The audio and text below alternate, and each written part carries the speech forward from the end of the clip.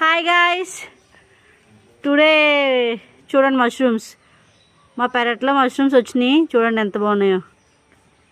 మోక్షిత్ చూపించు, చూపించు మోక్షిత్. నిజంగా భలే వచ్చినాయి కదా. చూడు, మష్రూమ్స్ అంటే అవే తెలుసా. ఒకటి లాగి చూపించు, ఒకటి లాగి చూపించు. అలా లాగకూడదు. ఓకే, చాలే. ఇదిగోండి